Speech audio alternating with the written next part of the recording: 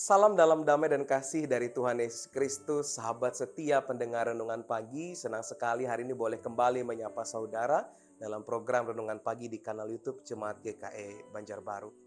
Dan sahabat setia pendengar Renungan Pagi, kalau kita ditanya seperti apakah pemimpin yang ideal itu, tentu kita sekalian memiliki jawaban yang beragam atau bermacam-macam.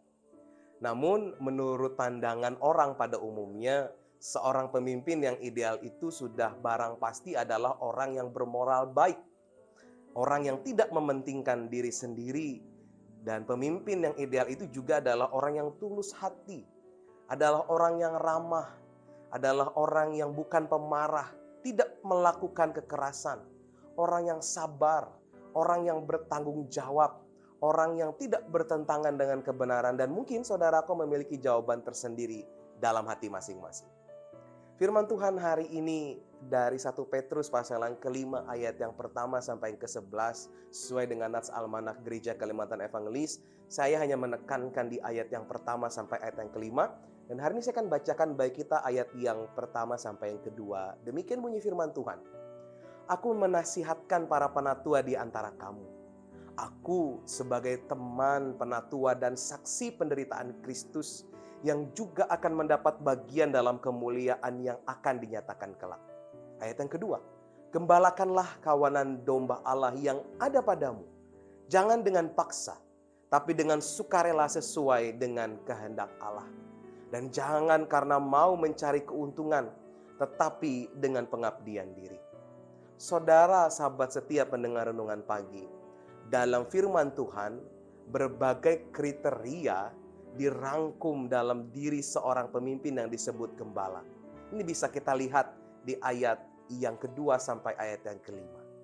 Kita tahu sendiri bahwa Petrus adalah satu dari 12 murid Yesus. Ia juga adalah satu dari 3 orang yang menyaksikan Kristus dimuliakan.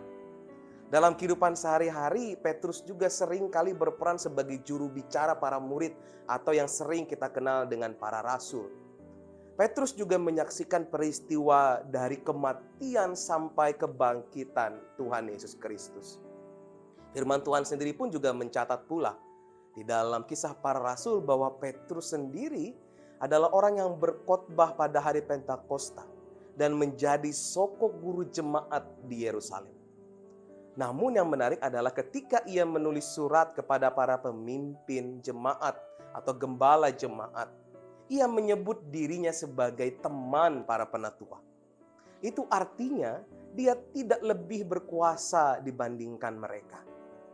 Ia mengingatkan para penatua atau pemimpin agar menjadi gembala yang baik bagi kawanan domba Allah.